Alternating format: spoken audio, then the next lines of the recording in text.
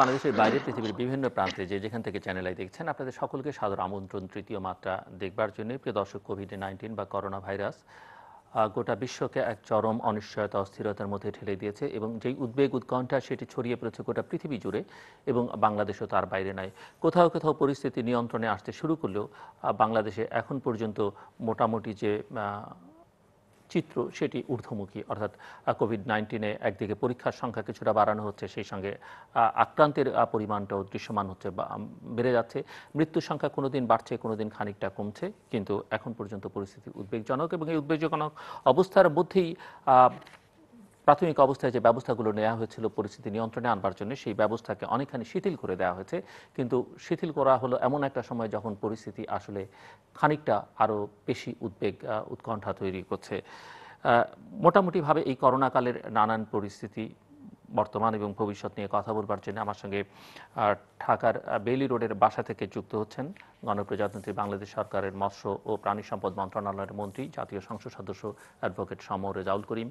আমাদের সঙ্গে স্টুডিওতে রয়েছেন ইংরেজি দৈনিক নিউজ সম্পাদক নুরুল কবির। স্বাগত আপনাদেরকে তৃতীয় মাত্রায়।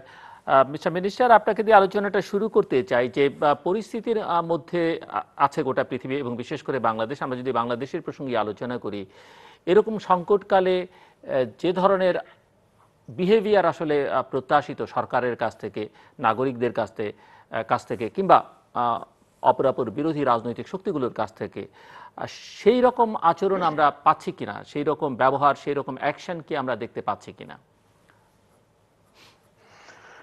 ধন্যবাদ জেলি ভাই আপনাকে।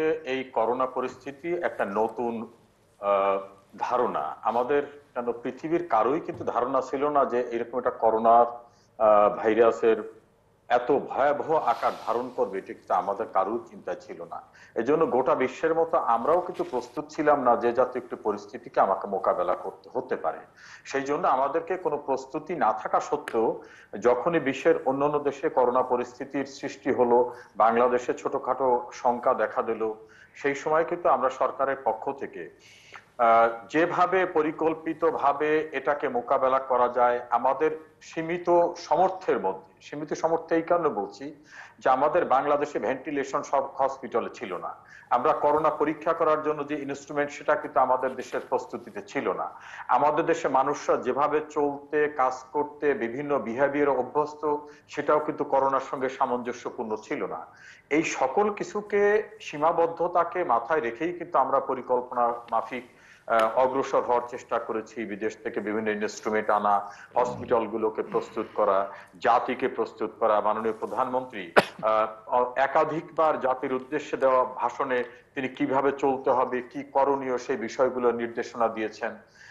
আমাদের অন্যান্য যারা সম্মুখ যোদ্ধা, ডাক্তার, যারা মেডিকেলে অন্যান্য কনসার্ন যারা গণমাধ্যম কর্মী, ল এনফোর্সিং এজেন্সি, সকলের জন্য কিন্তু তিনি পরিকল্পিতভাবে এগোবার জন্য একটা পলিসি ডিসিশন বিভিন্নভাবে বলছেন এবং সেই পলিসি ডিসিশনটাকে যাতে ইমপ্লিমেন্ট হয় সেজন্য কিন্তু বিভিন্ন কমিটি করা, বিভিন্ন তাগিদ দেওয়া, প্রতিটি জেলার সঙ্গে উনি সংযুক্ত হয়ে সেখানে মানুষকে নিজে তাগিদ দেওয়া, দলের নেতা কর্মীদেরকে সম্পৃক্ত করা, সচিবদেরকে সম্পৃক্ত করা, সবকিছু মিলে সাধ্য অনুযায়ী চেষ্টা করা হচ্ছে।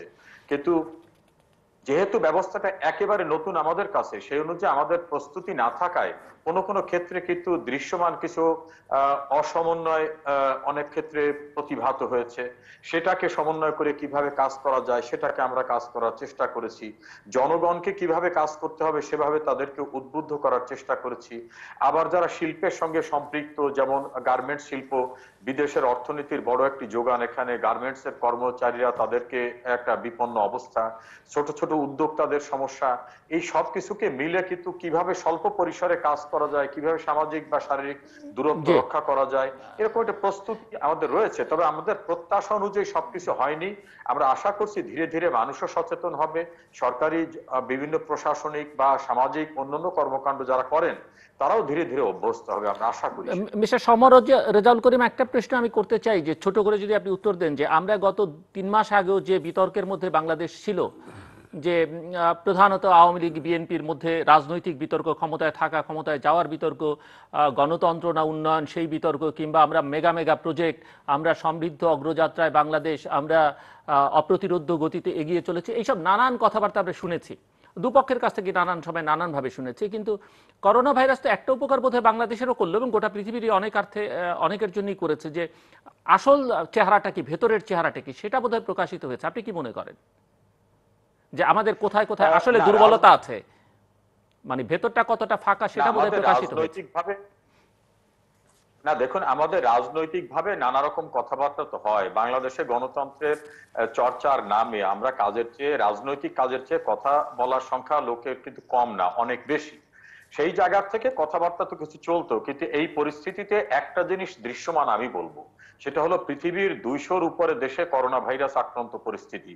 বাংলাদেশে মহামারী রূপ ধারণ করার পূর্বে বাংলাদেশের মাননীয় প্রধানমন্ত্রী শেখ হাসিনা যেভাবে একটি প্যাকেজ ঘোষণা করেছেন, গোটা প্রান্তিক পর্যায়ের ক্ষুদ্র উদ্যোক্তার থেকে শুরু করে শিল্প বাণিজ্যে বিভিন্ন জায়গায় যে মানুষরা সম্পৃক্ত আছেন, যেমন বলা হয়েছে যে প্রত্যেকটা মানুষের কাছে 2,500 টাকা করে পৌঁছে যাবে, তিনি যে প্রকৃতির যেখানেই বিপন্ন মানুষ আছেন, কর্মহীন মানুষ আছেন, এভাবে মানুষ কিভাবে ঘুরে দাঁড়াবে, এই যে পরিকল্পিত পরিকল্পনাটা এবং বাস্তবায়নের জন্য বাজেট নির্ধারণ করা, এর ভিতর থেকে দৃশ্যমান হয়েছে যে শেখ হাসিনা সরকার শুধু দেশের উন্নয়ন না, বিপন্ন অবস্থায় গোটা জাতিকে ঘুরে দাঁড়াবার জন্য যে পরিকল্পিতভাবে এগোতে পারেন, সেই দৃশ্যটা কিন্তু দৃশ্যমান হয়েছে।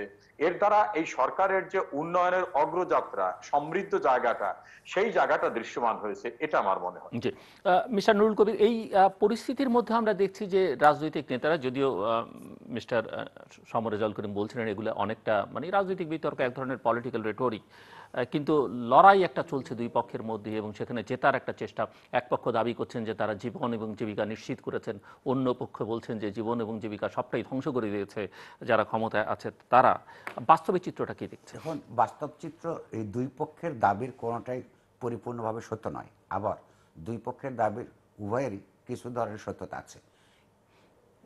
প্রথম কথা হচ্ছে যে সরকারের বিরুদ্ধে যে অভিযোগটা সাধারণ, এবং এমনকি ক্ষমতাসীন দলের অনেকেই ব্যক্তিগতভাবে যেটা স্বীকার করেন, যে যেই সময় এই প্রস্তুতিটা শুরু করা উচিত ছিল ঠিক সেই সময় প্রস্তুতিটা শুরু করা হয়নি।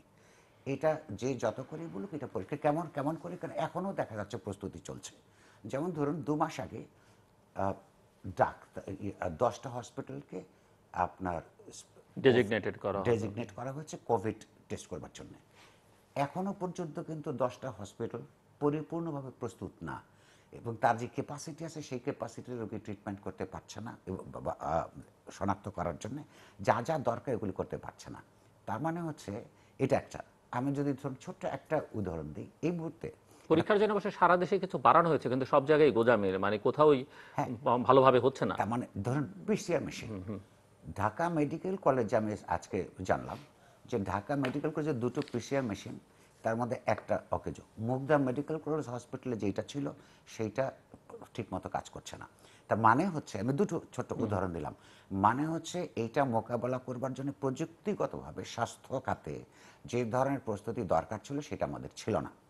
এখন এটা প্রতিদিন আমরা আলাপ করতে পারি, সেই আলাপ করে হয়তো তিক্ততা তৈরি হতে পারে, তাতে কোনো লাভ নাই। ইম্পর্টেন্ট হচ্ছে যে আপনি যে প্রসঙ্গটা তুলেছিলেন, যে আর যে রাজনীতির রেটরিক করতে গিয়ে ধরুন 2 মাস আগেও এখনও পর্যন্ত রাস্তায় কিছু কিছু রাস্তায় আপনি এই পোস্টার দেখতে পাবেন স্বাস্থ্য মন্ত্রণালয়ের, যে বাংলাদেশের স্বাস্থ্য খাতে এমন উন্নয়ন হয়েছে যেটা বিশ্বের বিস্ময়।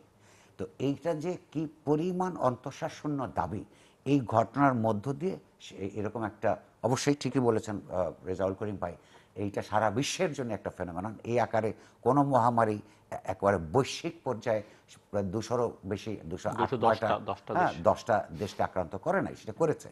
সেটা যেমন সত্য, তার জন্য সারা পৃথিবীতে যে অবস্থা, আমাদেরও তার চেয়ে খুব বেশি ভালো অবস্থা হওয়ার কোনো আশা করাও কঠিন। কিন্তু এই যে অসত্য রেটরিক, এগুলি থেকে বোধহয় বেরিয়ে আসবার দরকার পড়েছে। এখানে আগামী দিনে বাজেট হবে, আচ্ছা এই সময় এই আলোচনা হয়েছে যে স্বাস্থ্য খাতে দুর্নীতির কথা আমরা বাদ দিলাম, দুর্নীতি তো আছেই, সব আমলেই ছিল। স্বাস্থ্য খাতে বাজেট প্রণয়নের সময় কত হাজার টাকা বা জিডিপির কত অংশ বরাদ্দ করবে, এইটা যদি এই ঘটনার মধ্য দিয়েও যদি নতুন উপলব্ধি না আসে, সরকারের হোক, যারা পলিসি মেকার তারা হোক, যারা মানুষ যারা সমালোচনা করেন অথবা আশা করেন তারা হোক, এইটা যে বাড়াতে হবে অনেক, এবং তার একটা সুষ্ঠু মনিটরিংয়ের মধ্য দিয়ে যে কতগুলো বিপদ যে আমরা টের পেলাম, এবং স্বাস্থ্য খাত কতটা প্রাইভেট সেক্টরে থাকবে, কতটা পাবলিক সেক্টরে থাকবে, সেইটা কিন্তু নতুন করে পুনর্মূল্যায়নের একটা দরকার হয়েছে। প্রাইভেট সেক্টরের হসপিটালগুলি এই সময় কী ধরনের আচরণ করেছে, কতটা যোগ্যতা প্রদর্শন করেছে, এর মধ্যেও কতটা বাণিজ্য প্রবণতা দেখিয়েছে। হ্যাঁ, এই টেস্ট করার জন্য এখন তারা কয় হাজার টাকা করে দাবি করবার প্রস্তাব করেছে। 3টা হসপিটালকে তো দেয়া হয়েছে, কিন্তু সেখানে সরকারের প্রস্তাব এবং অনেক টাকা, 3,500 টাকা। 3,500 টাকা। তারা বলছে প্রায় 10,000 টাকার মতন, 6,000 থেকে 10,000 টাকা পর্যন্ত চাইছে। এইরকম একটা জাতীয় এবং আন্তর্জাতিক বিপর্যয়ের মধ্যে এই যে প্রফিট ম্যাক্সিমাইজেশনের যে ধারণা নিয়ে private medical sector, health sector গড়ে উঠেছে, সেইটাকে কতটা নিয়ন্ত্রণের মধ্যে আনা যাবে, প্রো পিপুল আনা যাবে, বাজেটের মধ্যে তো কেবলমাত্র এটা তো অ্যাকাউন্টিংয়ের ব্যাপার না, সেইগুলিও একটা পলিসি ডিসিশনস নেবার একটা সময়। তেমনি আমি আরও পরে বলবো এই প্রসঙ্গে। তো আমাদের প্রস্তুতি খুব ছিল না। আর সবচেয়ে যেটা উদ্বেগের বিষয়, এই পর্যায়ে আমি একটু বলে শেষ করতে চাই, আপনি কথাটা তুলেছিলেন প্রথমে, যখন সবেমাত্র শনাক্ত হওয়া শুরু করলো বাংলাদেশের সরকার, তখন আমরা দেখলাম যে একটা ফুল ফ্লেজেড লকডাউনে গেল, এবং সেইটা সাধারণভাবে সেই সিদ্ধান্ত সঠিক ছিল বলে আমি মনে করি। বরং আরও আগে থেকে যদি এয়ারপোর্টগুলিতে স্ক্যানার মেশিনগুলি থাকতো, যদি আগের থেকে আমাদের প্রস্তুত কোয়ারেন্টাইন থাকতো, তাহলে যারা জোর করে বাইরে চলে গেল তারা হয়তো যেত না, যদি সুষ্ঠু ব্যবস্থাপনা দেখতো। কিন্তু আমরা প্রতিদিন দেখতে পাচ্ছি এখন যে ইনফেকশনের নাম্বার বাড়ছে। একদিক থেকে ইনফেকশনের নাম্বার বাড়ছে সরকারি হিসেবে আমরা দেখতে পাচ্ছি, অন্যদিকে আমরা দেখছি যে লকডাউন বাস্তবায়ন করবার ক্ষেত্রে এক ধরনের শৈথিল্য এবং আস্তে আস্তে সব ছেড়ে দেওয়া হচ্ছে। এটা খুবই স্ববিরোধী, আত্মঘাতী একটা কি ব্যবস্থা নয়? প্রশ্ন উঠতে পারে যে গরিব মানুষ আপনার তাদের রুজি রোজগারে কী হবে? তাকে যদি সিদ্ধান্ত নিতে হয় সে করোনায় মরবে না খেয়ে মরবে, সেই ক্ষেত্রে তো একটাই সমাধান, একটা হচ্ছে উপলব্ধির ব্যাপার, আর হচ্ছে সমাধান প্রচেষ্টা। তাহলে এটা আমরা গত 1 মাস আগে থেকেই এই প্রবণতা আমরা লক্ষ্য করছি। অর্থাৎ আমরা যদি 12 বছরে বা তারও আগে থেকে এত উন্নয়নই করে থাকলাম, তাহলে আমাদের লক্ষ লক্ষ মানুষ 1 সপ্তাহ কিংবা 2 সপ্তাহ সাস্টেইন করতে পারে না 3 বেলা খাবারের এই যে বাস্তবতা, এইটা আপনি যেটা বলেছিলেন নগ্ন হয়ে বেরিয়ে এসছে। এই উন্নয়নের ভিত্তিহীন স্লোগান দিয়ে লাভ নাই। আসলে উন্নয়নটা করার জন্য উন্নয়ন যাতে হবে, সেই প্রো পিপল উন্নয়নের পরিকল্পনা গ্রহণ এবং বাস্তবায়ন করা জরুরি। কিন্তু এইরকম অবস্থায় যে সব কিছু খুলে দেওয়া হচ্ছে, মনিটরিং নাই, মার্কেটগুলি খুলে দেওয়া হচ্ছে, প্রস্তুতি ঠিক মতো নাই, এর মধ্যে যে বিপদটা যে বাড়ছে, এইটা নিয়ে কিন্তু অত্যন্ত উদ্বেগের বিষয়।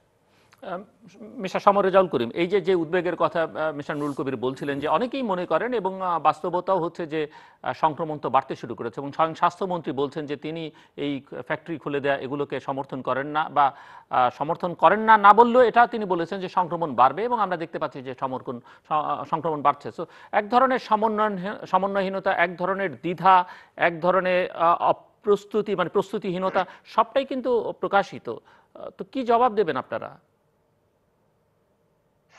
দেখুন, নুরুল কবিরের যে উদ্বেগের জায়গাটা, আমি একজন নাগরিক হিসাবে কিন্তু তার সঙ্গে আমি দ্বিমত পোষণ করি না, কিন্তু বিদ্যমান ব্যবস্থাটাকে আমাদের মাথায় নিয়ে কিন্তু সবকিছু বলতে হচ্ছে। বাংলাদেশের পার্সপেক্টিভে আমরা ভালো চিকিৎসার জন্য নিউ ইয়র্কে যেতাম, তাদের পরিকল্পিত হসপিটাল, তাদের ইনস্ট্রুমেন্টাল অ্যারেঞ্জমেন্ট, তাদের doctors, highly efficient medical expert, সবকিছু থাকার পরেও কি ভয়াবহ অবস্থা। সেখান থেকে শুরু করে আপনি কানাডা, ইউকে, স্পেন, ইতালি, সমস্ত দেশের দিক তাকিয়ে দেখুন সেখান কি অবস্থা। সেই প্রেক্ষাপটে যদি আমি কম্পারেটিভ স্টাডি করি, তাহলে বাংলাদেশের যে প্রস্তুতিটা, এই প্রস্তুতির পর বাংলাদেশে যেভাবে মানুষকে তারা বিভিন্নভাবে রিহ্যাবিলিটেট করা, তাকে সামাজিকভাবে দূরত্বে রাখা, তার চিকিৎসার জন্য আনুষঙ্গিক আয়োজন করা, এই আয়োজনগুলোর কিছু কিছু বিষয় আছে কিন্তু রাতারাতি সম্ভব হয় না।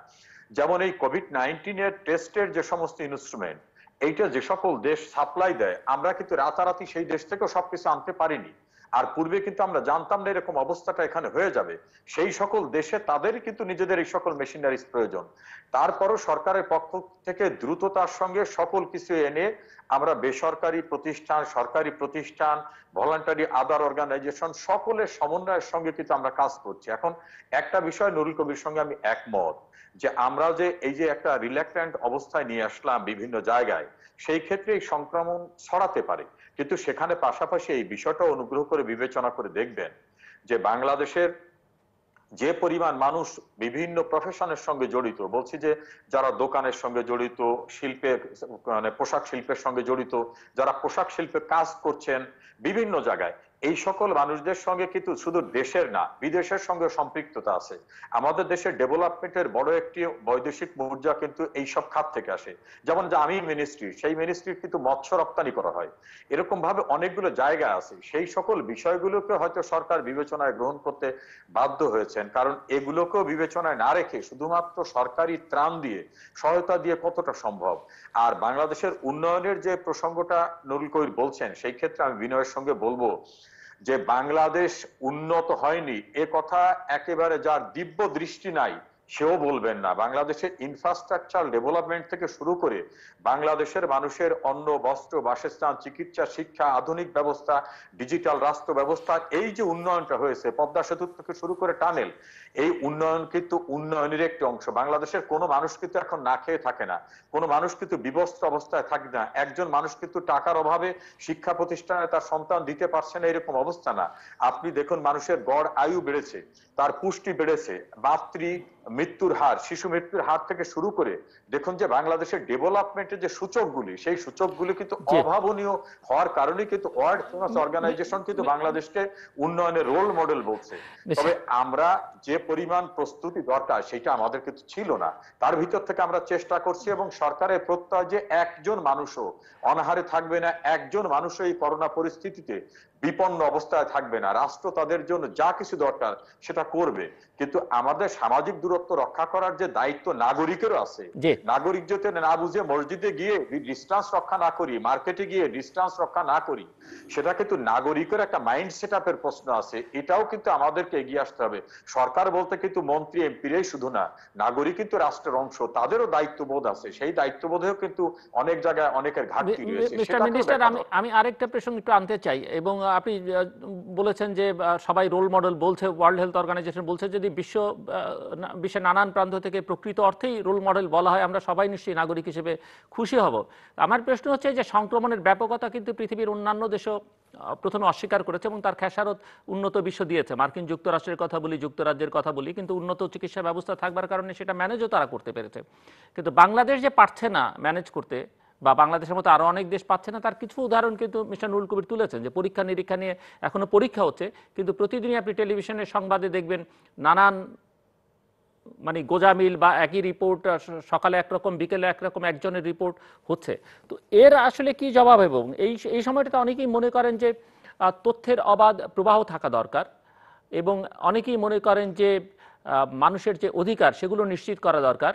এবং কিন্তু বাংলাদেশে অনেকেই মনে করেন যে সেগুলো অনেক ক্ষেত্রে নানান আন্তর্জাতিকভাবে অভিযোগ আসতে শুরু করছে, যে সেই সব জায়গায় নানা রকমের বিধি নিষেধ, নানা রকমের বাধা, এবং এই ধরনের বিষয় আসলে কোভিড-19 পরিস্থিতি মোকাবেলার জন্য যথেষ্ট নয় তো বটেই, বরং আরও সংকটকে ঘনীভূত করবে। এবং ভবিষ্যতের পৃথিবী আসলে এই প্রক্রিয়ায় চলবে না। কোভিড-19 সেই শিক্ষা সবাইকে দিয়েছে, অর্থাৎ গণতন্ত্র, স্বচ্ছতা, জবাবদিহিতা এগুলো যতক্ষণ নিশ্চিত না করা যাবে, সমাজের অসাম্য কমিয়ে না আনা যাবে, ততক্ষণ পর্যন্ত আসলে এই কোভিড-19 যে শিক্ষা দিল সেই শিক্ষা কোনো কাজে লাগবে না আসলে। দেখুন, এই জায়গায় একটা কিন্তু বিষয় দেখতে হবে জিল্লুর ভাই, যে এই কোভিড-19 এর ক্যারেক্টারও কিন্তু সব জায়গায় একরকম ভাবে প্রতিভাত হচ্ছে না। দুইবার নেগেটিভ আসার পরেও কিন্তু দেখা যাচ্ছে যে সে কোভিড-19 এর পজিটিভ পেশেন্ট। আপনি নিউ ইয়র্ক জার্নাল দেখবেন, এই recently world famous medical journal গুলো বলছে যে এক এক জায়গায় এক এক ভাবেই কিন্তু কোভিড-19 এর যে উপসর্গ সেটা দৃশ্যমান হচ্ছে। খোদ নিউ ইয়র্কের একাধিক পরীক্ষার পরে সুস্থ বলে যাকে বাড়ি ফেরত দেওয়া হচ্ছে, সে কিন্তু পরে আক্রান্ত হচ্ছে। ওয়ান প্রভিন্সে চীনের যেখানে বলা হয়েছিল তারা টোটালি বিনাশ করে ফেলছেন, সেখানে কিন্তু নতুন করে আবার শুরু হয়েছে। কাজে পৃথিবীর সবচেয়ে উচ্চ প্রস্তুতির যে সকল রাষ্ট্র, তারাও কিন্তু সবকিছু ম্যানেজ করতে পারছে না। সেই তুলনায় বাংলাদেশ কিন্তু কোনো কিছুকে রাগঢাক করছে না।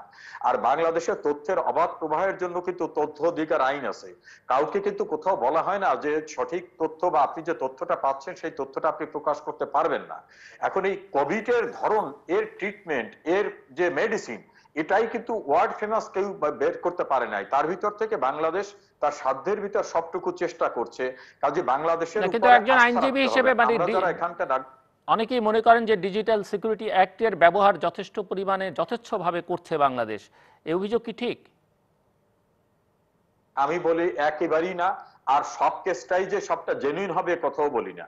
একটা এফআইআর হওয়া মানেই কিন্তু সেই ব্যক্তি দোষী না। হত্যা মামলার আসামির বিরুদ্ধে এফআইআর হওয়ার উপর কিন্তু একসময় সে নির্দোষ প্রমাণিত হয়। একটি অভিযোগ নিয়ে যদি জিল্লুর ভাই আপনার কাছে আমি যাই, আপনি দায়িত্বরত থাকেন, আপনি মামলাটি না নেওয়া ছাড়া আপনার বিকল্প থাকে কি? সংক্ষুব্ধ ব্যক্তিরা মামলা করলে মামলাটি সেক্ষেত্রে নিতে হয়। তাহলে তবে এই আইনের ক্ষেত্রে দুর্বলতা আছে মামলা না যার নেওয়া- কারণে মানুষ সাফার করে আইনের আইনের দুর্বলতার কারণে কিন্তু বা হাইকোর্টে একটা নিবর্তনমূলক রিভিউ আইন। হয়েছে কয়েকটি ধারা নিয়ে। না, নিবর্তনমূলক তো আইন কথাটা শব্দ। আমরা 1974 সনের বিশেষ ক্ষমতা আইনকে সবাই কালাকানুন বলছি। জি। যত গভর্নমেন্ট আসে কেউই কিন্তু এটা বাতিল করে না, বরং আসার পর ওটার প্রয়োগটা করে। জি। আইন খারাপ না, আইনের প্রয়োগের ক্ষেত্রে যদি অপপ্রয়োগ হয় সেটাই হচ্ছে খারাপ। আমরা চাই যে ডিজিটাল সিকিউরিটি অ্যাক্টের যথাযথভাবে প্রয়োগ হোক, কোনোভাবে যেন তথ্যের অবাধ প্রবাহের ক্ষেত্রে উদ্দেশ্যমূলক ভাবে কোনো সংবাদকর্মী বা কেউ যেন হয়রানি না হোক, সেটা আমি নাগরিক হিসেবে আমি নিজেও সেটা চাই। মিস্টার নুরুল কবির। দুইটি খুব গুরুত্বপূর্ণ বিষয় এসছে। এক, যে রাগঢাক হচ্ছে কিনা। আমি আসলে ওইদিকে খুব বেশি যাচ্ছিলাম না, কারণ ইতিমধ্যে এটা মানুষ জানে, আমাদের নতুন করে প্রতিষ্ঠা করার বিষয় নাই। সরকারের একটা জায়গা থেকে, অধিদপ্তর থেকে তথ্য দেওয়া হচ্ছে। তথ্য দেওয়ার এক পর্যায়ে সাংবাদিকদেরকে প্রশ্ন করার অধিকার থেকে বঞ্চিত করা হলো। সাংবাদিকরা প্রশ্ন করার মধ্য দিয়ে কিন্তু সরকার নিজেকে, তার স্বচ্ছতা আরও বেশি প্রকাশ করতে পারে। একই সঙ্গে কোনো দুর্বলতা যদি থাকে সেটার জন্য একটা ইতিবাচক পদক্ষেপও তারা নিতে পারেন। কিন্তু তাদের মনে, এতে মানুষ আমরা বুঝলাম যে তাদের কিছু লুকাবার আছে, অর্থাৎ প্রশ্নের মোকাবেলা করতে তারা রাজি নন। আচ্ছা, লুকাবার কি আছে তাও আমরা আস্তে আস্তে বুঝতে পারলাম। কি সেটা?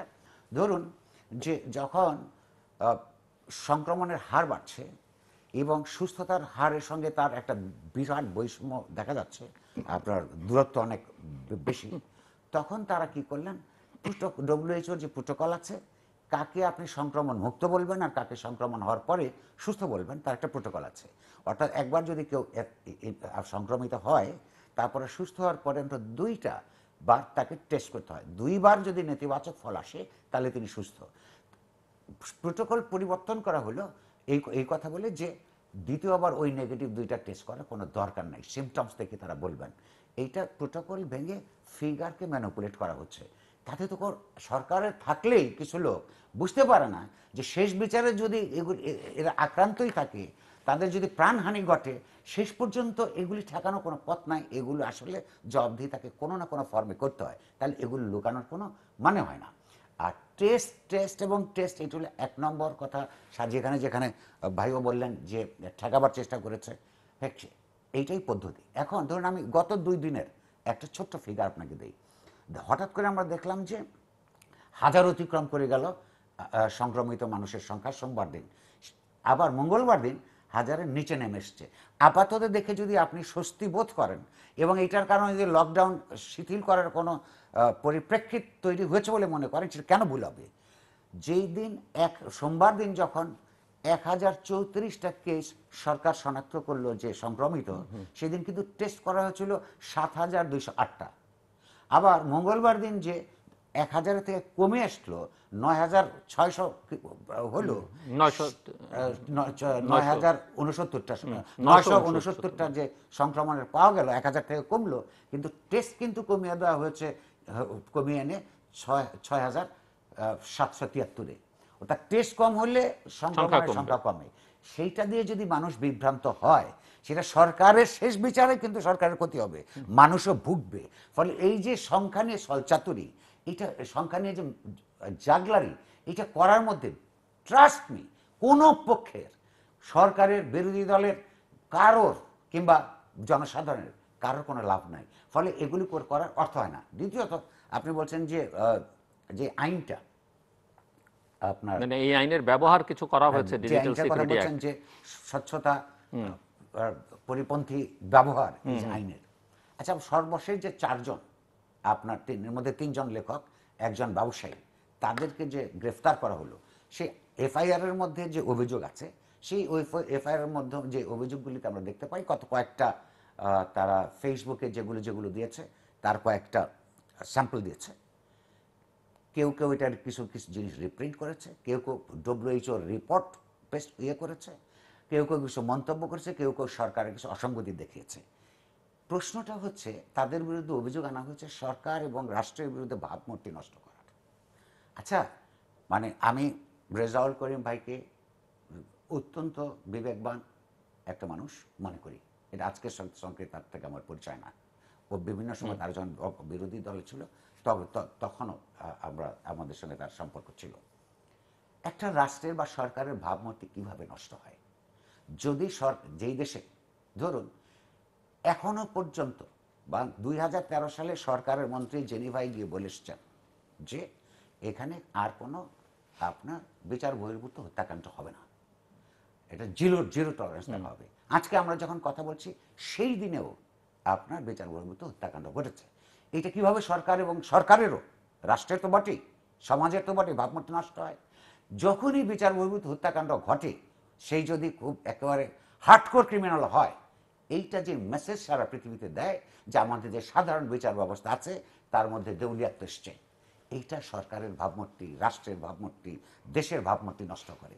এইখানে যদি ঠিক মতো নির্বাচন না হয়, যদি অভিযোগ থাকে রাতের বেলা নির্বাচন, এটা একদিন আলাপ করছিলাম, রেজাউল করিম ভাই বলছেন তার কনস্টিটিউয়েন্সিতে হয় নাই, মেনে নিলাম, কিন্তু অনেক কনস্টিটিউয়েন্সিতে হয়েছে, এইটা জোর করে উল্টানোর কোনো তথ্য নাই, এবার লাভ হবে না। তো তাতে কি যে একটা দেশে সঠিকভাবে একটা মানুষ ভোট দিতে পারে না, এইটাতে দেশের এবং রাষ্ট্রের সরকারের ভাবমূর্তি নষ্ট হয়। এইখানে যদি হাজারে হাজার কোটিতে বাংলাদেশ ব্যাংকের হিসাব অনুযায়ী আপনার পুঁজি পাচার হয়, অর্থনীতি দুর্বল হয়, দেশের মানুষ ক্ষতিগ্রস্ত হয়, এবং সেই সরকারের আমলে যে তার কোনো ব্যবস্থা নাই, এবং এই ধরনের বড় পাচার রাষ্ট্রযন্ত্রের কোনো না কোনো পক্ষের সঙ্গে আপনার সংযুক্ত না থাকলে করা যায় না, তখন আপনার ভাবমূর্তি নষ্ট হয়। এর বিরুদ্ধে যারা কথা বলে তাদের ভাবমূর্তি কীভাবে নষ্ট হয়, এটা তো আমি বুঝতে পারলাম না।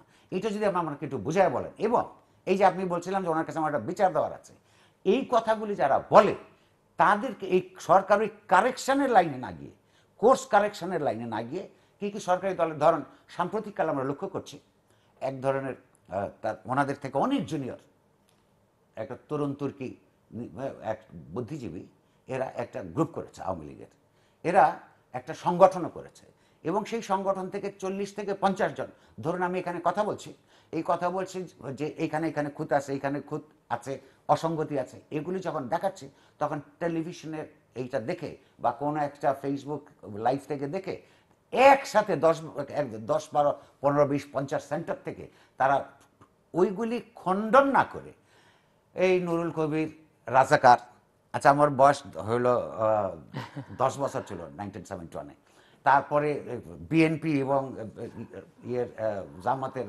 দালাল, এই সমস্ত কথাবার্তা মানুষকে অপমান করা, একেবারে ফ্যাসিস্ট হিটলার সরকারের যে গোয়েবলসের তত্ত্ব ছিল যে অসত্য কথা প্রচার করতে থাকো একসময় প্রতিষ্ঠিত হয়ে যাবে, যে আসলে যেটা শেষ পর্যন্ত হয় না, সেটা তো গোয়েবলসদের পরিণামেই বোঝা যায়। এইগুলি করার জন্য একটা নেটওয়ার্ক তৈরি করেছে। এই নেটওয়ার্কটা সেইটা না করে যদি নিজেদের মধ্যে আলোচনা পর্যালোচনা করে এবং সত্যিকার অর্থে গবেষণা করে যদি সরকার বা সরকারি লোকদের সঙ্গে প্রকাশ্যে অথবা গোপনে আলাপ আলোচনা করতো, তাদের নিজেদের উপকার হতো এবং দেশের উপকার হতো।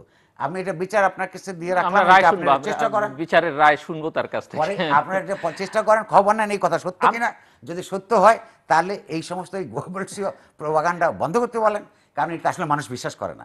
তাদের তরুণদের হয়তো সৃষ্টিশীলতাও কিছু আছে, তারা আপনাদের দলের কর্মী, নানানভাবে বেনিফিশিয়ারি, তাদের বরং উচিত হলো আপনাদেরকে সহযোগিতা করা, বুদ্ধি পরামর্শ তথ্য দিয়ে, অন্য মানুষকে চরিত্র কলঙ্কিত করা না, কারণ আসলে মানুষ এটা গ্রহণ করে না।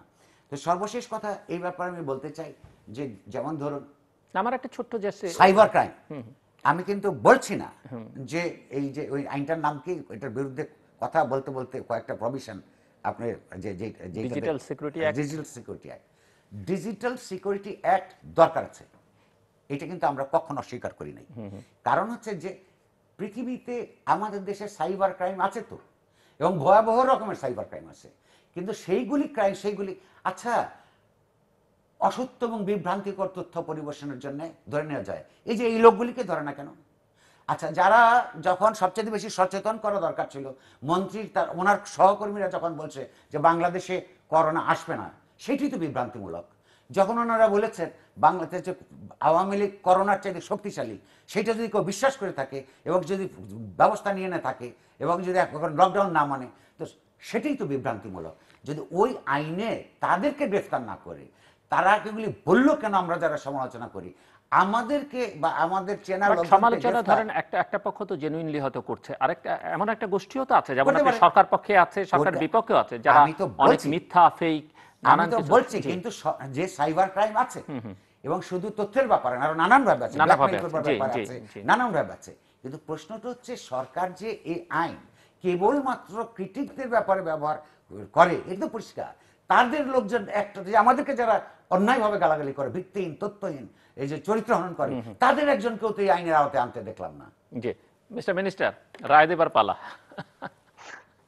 দেখুন, প্রথম কথাটা হচ্ছে যে তথ্য প্রযুক্তি আইন বলেন, ডিজিটাল সিকিউরিটি অ্যাক্ট বলেন, যে আইনের প্রয়োগ নিয়ে আমরা কথা বলছি, যদি আমার কারো বিরুদ্ধে অনাকাঙ্ক্ষিত মিথ্যাচারপূর্ণ অথবা সম্মান হানিকর অভিযোগকে উত্থাপন করে, সে ইয়াং গ্রুপ হোক আর যে গ্রুপ হোক, তার বিরুদ্ধে কিন্তু আইনের আশ্রয় নেওয়ার ক্ষমতা প্রত্যেক নাগরিক আছে। পার্টিকুলারলি আমি বলবো যে আমাদের বন্ধু নুরুল কবিরকে নিয়েও যদি মিথ্যাচার করা হয়, তিনি কিন্তু সাইবার ক্রাইম ট্রাইব্যুনাল আছে, থানায় আছে, তিনি কিন্তু অভিযোগ করতে পারেন। যে ঘটনার প্রসঙ্গ নিয়ে আমরা আলোচনা করতে গেছিলাম, সেখানে কিন্তু যারা সংক্ষুব্ধ তারা মামলা করেছে। এখন কেউ মামলা করতে গেলে কিন্তু তার আইন অনুযায়ী একজনের যদি কগনিজেবল অফেন্সের এলিগেশন নিয়ে আসে, তাহলে ফৌজদারি কার্যবিধির 154 ধারা অনুযায়ী থানা কিন্তু তার মামলা গ্রহণ করবে। কিন্তু সবার মামলা কি নেয় থানা? আজকাল থানা কি সবার মামলা নেয়? আপনি একটা উদাহরণ বলেন যে থানায় মামলা না, আমি জানতে চাইছি তার যদি কোনো কাউ ওই যে মিস্টার নুরুল কবির বলবো থানায় মামলা না নেওয়ার কোনো সুযোগ নাই। মিস্টার নুরুল কবির উদাহরণ যে মামলা না নেওয়ার কোনো সুযোগ নাই। আমি একটু বলি, যদি আপনার মামলাটা থানায় না নেয়, আপনার মামলা করার দুইটা ফোরাম আছে, কিন্তু আপনি কিন্তু সাইবার ক্রাইম ট্রাইব্যুনাল আছে, ট্রাইব্যুনালে যে কোনো একজন লয়ার থ্রুতে আপনি মামলা করতে পারেন। বাংলাদেশে মামলা করা যাবে না এরকম কোন বিধিবিধান বা কোন সরকারি কর্মচারী কর্মকর্তা, তিনি অফিসার ইনচার্জ হন আর যে কেউ হন না কেন, কাউকে মামলা করা থেকে বিরত রাখতে পারবে না। কাজে মামলা করার অপশন আছে, যে কেউ মামলা করতে পারে, নাম্বার 1। নাম্বার 2 হচ্ছে গোয়েবেলসিও থিসিসে একজনাকে চরিত্র হনন করার প্রচেষ্টা যদি কেউ করে, আমি নাগরিক হিসাবে মনে করি এটা নিন্দনীয়, এবং যিনি এটার দ্বারা আক্রান্ত হন তার অবশ্যই উচিত আইনের আশ্রয় নেওয়া। সেই আইনের আশ্রয় নেওয়ার পথ কিন্তু তার জন্য উন্মুক্ত আছে। দ্বিতীয় হচ্ছে যে সরকার কেন ঘটনা গোপন রাখবে, সরকারের লাভটা কি? এবং রাজনৈতিক চরম প্রতিপক্ষ যিনি, আমি একটু বলছি, চরম প্রতিপক্ষ যিনি মাননীয় প্রধানমন্ত্রী শেখ হাসিনা, তারা বলতে পারবেন না যে বাংলাদেশের তথ্যের অবাধ প্রবাহের ক্ষেত্রে, সংবাদ মাধ্যমকে বিকশিত করার ক্ষেত্রে প্রাইভেট সংবাদপত্র, প্রাইভেট টেলিভিশন, এই সকল সুযোগ শেখ হাসিনা সরকার যেভাবে দিয়েছেন, কোন সরকার অতীতে কেউই দেন নাই। কাজে তিনি কিন্তু চান যে যে সত্য সামনে আসার মতো সে সত্যগুলো সামনে আসুক। তিনি কাউকে কোথাও সেন্সর করে বলেন না। নুরুল কবির দুর্দিনের অন-11-এর সময় সাহসী ভূমিকা রাখছেন। আমার মনে হয় না তার সম্পাদিত পত্রিকায় কোনোদিন কোনো সেন্সর দিয়ে বলা হয়েছে যে এই নিউজটা দিবেন না, এই নিউজটা দিবেন, এইটাকে লিড করবেন না, এইটাকে লিড করবেন। আমার মনে হয় শেখ হাসিনা সরকার সেটা করে না। তবে সরকারের ভিতরেও একটা পারসন থাকতে পারে, কেউ কেউ থাকতে পারে অতি উৎসাহী, সেটা কিন্তু সরকারের ডিসিশনে সে করে না। যদি কেউ করে থাকে, অতি উৎসাহী অনেক লোক থাকে যে নিজের মতো করে নিজের এজেন্ডা বাস্তবায়নের জন্য অনেক ঘটনা ঘটাতে পারে। আর একটা কথা বলছেন যে একটা প্রশ্ন আসছে যে করোনার চেয়ে দল শক্তিশালী, এটার মিনিংটা কিন্তু ডিফারেন্ট। বলছে যে করোনা পরিস্থিতি আসলে একটা প্রাকৃতিক বিপর্যয়, সেই বিপর্যয়কে মোকাবেলা করার জন্য সরকার বা সরকার যে দল আমাদের, সেই দল আমরা মোকাবেলা করতে পারি, সেটাকে তিনি মিন করতে চেষ্টা করেছেন। শুধু টুইস্ট করে তার ওই পার্টটুকু দিয়ে যদি বিবেচনা করেন, সেটা আমার মনে হয় তার প্রতি অবিচার করা হবে। আর এই জাতীয় ঘটনা, এই করোনার যে অবস্থাটা, এই অবস্থাটাকে মোকাবেলা করার জন্য রাষ্ট্রের পক্ষ থেকে কি প্রস্তুতিটি নাই, কোন প্রস্তুতি নাই। এখন আমার যদি বলি যে প্রতিটি হসপিটালে ভেন্টিলেশন আছে, সেখানে আইসিইউ আছে, এটা তো সঠিক হবে না। বাংলাদেশ তো সেভাবে প্রস্তুত না। আর বাজেটের মধ্য থেকে এই সেক্টরটাকে আরো উন্নত আকারে নিয়ে যাওয়ার জন্য সরকারের যে প্রয়োজনটা, নুরুল কবির যেটা বলছেন সেটার সঙ্গে আমি একমত। আমাদের তরফ থেকে আমরা সাধ্যমতো সকল চেষ্টা করছি এবং আমাদের আত্মবিশ্বাস যে এই পরিস্থিতি মোকাবেলায় নাগরিকদের সকলকে নিয়ে অন্যান্য যারা আছেন গণমাধ্যম কর্মী, ল এনফোর্সিং এজেন্সি যারা কাজ করছেন, তাদের জন্য যে প্যাকেজ করা হয়েছে, তাদের জন্য সুবিধার ব্যবস্থা করা হয়েছে, তাদের রাষ্ট্রীয়ভাবে যে সম্মান দেখাবার সিদ্ধান্তটা নেওয়া হয়েছে, গ্রামের প্রান্তিক জনগোষ্ঠীর মানুষের কাছে ত্রাণ সহায়তা পৌঁছাবার ব্যবস্থা করা হয়েছে, নিম্ন মধ্যবিত্ত সকলের কাছে। কাজে রাষ্ট্রের পক্ষ থেকে এত প্রস্তুতি বিশ্বের কোন দেশ কিন্তু এইরকম করোনা আক্রান্ত হওয়ার পরে নাগরিকের জন্য, দেশের জন্য এমন আমি প্রস্তুতি আমি নেয় আসি নাই। আপনার কাছে বাংলাদেশ মিস্টার নুরুল কবির, আমরা একটু শেষের দিকে 2 মিনিটের সময়ের মধ্যে ভবিষ্যৎটা আসলে কি, বিতর্ক হয়তো আমরা করতে পারবো, ত্রুটি বিচ্যুতি বের করতে পারবো, কিন্তু এবং কি করণীয় আসলে আমার মনে হয় সেটাই সবচেয়ে গুরুত্বপূর্ণ। কারণ আমাদের যা হবার আমরা দেখতে পাচ্ছি, কেউ অনেক বেশ, কেউ এক পক্ষ দাবি করছেন যে পৃথিবীর সর্বশ্রেষ্ঠ ব্যবস্থা হইল সরকার গ্রহণ করেছে, আর এক পক্ষ বলছে পলিটিক্যালি যে তারা কিছুই করে নাই। এই দুইটার একটাও সত্য না। কারণ হচ্ছে যে আংশিক সত্য বা বাস্তবতা হচ্ছে আমাদের দাবিটা অন্য জায়গায়। দাবিটা হচ্ছে যে প্যাকেজ এসছে, সত্য গভর্নমেন্ট রেসপন্ড করেছে, তার আমরা পরিষ্কারভাবে এই প্যাকেজ বিতরণের মধ্যে আমরা একটা শ্রেণী চরিত্র দেখি, যেই চরিত্রটার মধ্যে আপনার এক ধরনের ধনী বান্ধব পরিষ্কার একটা দেখতে পাই। ধরুন আমি একটা উদাহরণ দিই, ওই সেক্টরের আমাদের পার্সোনাল বন্ধু বান্ধবরা দেখলে আমাকে গালাগাল দেয় সত্য কথা বলার জন্য। ধরুন প্রথম প্যাকেজটা আসলো 5,000 কোটি টাকার আপনার গার্মেন্ট সেক্টরের জন্য। কি হচ্ছে, বেতন দেওয়ার জন্য তাদেরকে শ্রমিকদের বেতন, অল্প সুদে বেতন। কি মাসে? মার্চ মাসে। অর্থাৎ ওই মাসে তো শ্রমিকরা কাজ করেছে, সেই মাসের বেতনটাই সরকারের কোষাগার থেকে তাদেরকে কম সুদে দিতে হবে কেন? আরো 2 মাস পরে দেখা গেলে তারপরে দেখা যেত। তারা যে এত বছর ধরে রাষ্ট্র থেকে, সরকার থেকে নানা ধরনের সুবিধা নিয়ে যে বিত্ত এবং বৈভবের যে মালিক হয়েছেন, তারা প্রথম মাসেই বেতনটা দিবার জন্য কেন হইলো রাষ্ট্রীয় এক্সচেকার থেকে অল্প সুদে দিতে হবে পয়সা? এটা বোঝা যায় যে ঝোঁকটা, রাষ্ট্রের পৃষ্ঠপোষকতার ঝোঁকটা কোন দিকে। দ্বিতীয়ত হচ্ছে তাদেরকে কেন বলো, তারা গার্মেন্ট সেক্টর কি বলছিল যে তাদের সমস্ত অর্ডার বন্ধ হয়ে গেছে, তাহলে তো তাদের কারখানা চলার কথা না। আবার শ্রমিকদেরকে তারা নিয়ে হচ্ছে কেন, তাদের অর্ডার আছে। ভাই কোনটা সত্য? আচ্ছা, তারপর আমরা আরেকটা বিতর্ক দেখতে পাচ্ছি যে ওইখানে ইনফেক্টেড হচ্ছে না হচ্ছে না। শ্রমিক নেতা একরকম কথা বলছেন, বিজেপি নেতৃত্ব আরেক রকম কথা বলছেন। আমরা খবর পাচ্ছি আবার এক মাঝখান থেকে যে যারা ইনফেক্টেড হচ্ছে তাদের রেজিস্ট্রেশন করানো হচ্ছে আপনার তার ওই গ্রামের নামে। ফলে ওই গার্মেন্টস এলাকায় যদি রেজিস্ট্রেশনটা রোগীর নামে না হয়, হ্যাঁ, তাহলে আপনি দেখাতে পারবেন যে আমাদের শ্রমিকদের সংক্রমণ হয় না। এই ছলচাতুরি কেন? এইগুলো সরকারের দেখা হলো কি করতে হবে, একটাই, বাজেটের দর্শন পরিবর্তন করবার উপযুক্ত সময়। অধিকাংশ মানুষের পক্ষাবলম্বী বাজেট ঠিক হবে।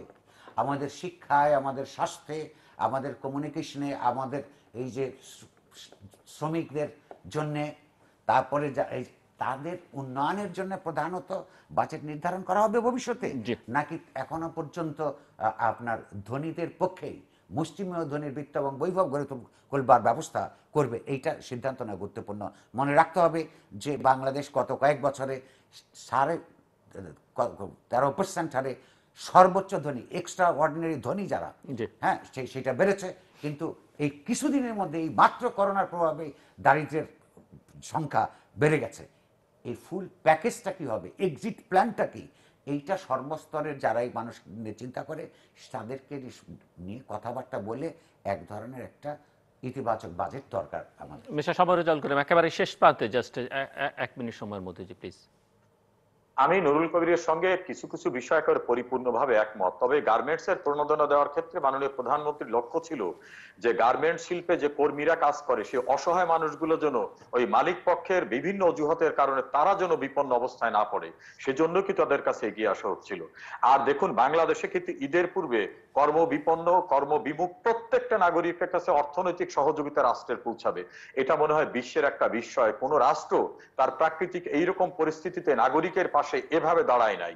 তবে কোনোভাবেই রাষ্ট্রের বিপন্ন মানুষদেরকে স্বাবলম্বী না করে শুধু সচ্ছল ব্যক্তিদের সহায়তা দেওয়ার চিন্তা প্রধানমন্ত্রী শেখ হাসিনা সরকারের নাই। তিনি চান সকল মানুষকে আর্থিকভাবে স্বাবলম্বী করা, দরিদ্র মানুষদেরকে স্বাবলম্বী করার ভিতর থেকে বাংলাদেশ রাষ্ট্রটা সকলের জন্য রাষ্ট্র এটাকে নিশ্চিত করতে চান। ধন্যবাদ অ্যাডভোকেট সমরেজাল করিম এবং মিস্টার নুরুল কবির। দর্শক, কথা হচ্ছিল কোভিড-19 বা করোনা ভাইরাস, তার ক্রিয়া প্রতিক্রিয়া, পার্শ্ব প্রতিক্রিয়া নিয়ে। একটি সিদ্ধান্ত আজকের আলোচনা থেকে নেওয়া যায়, সেটি হচ্ছে যে বাজেটে বরাদ্দ, স্বাস্থ্য খাতে বরাদ্দ বাড়াতে হবে। আমরা আনুপাতিক হারে দেখছি যে গত কয়েক বছর ধরে শিক্ষা এবং স্বাস্থ্য খাতে বরাদ্দ কিন্তু কমছে। কাজে এটি বাড়াতে হবে এবং বাজেট কেবলমাত্র আয় ব্যয়ের হিসাব না, বাজেটের একটা মূলত রাজনৈতিক দর্শন, সেই দর্শনে একটা পরিবর্তন আনতে হবে, যেটি মিস্টার নুরুল কবির বলছেন। আমার মনে হয় এই বিষয়ে মিস্টার সমরেজাল করিমেরও ভিন্নমত থাকবার কোনো কারণ নেই। দর্শক, আমাদের সঙ্গে থাকবার জন্য অসংখ্য ধন্যবাদ। আপনাদের সবার জন্য শুভকামনা। নিরাপদে থাকুন এবং ঘরে থাকুন।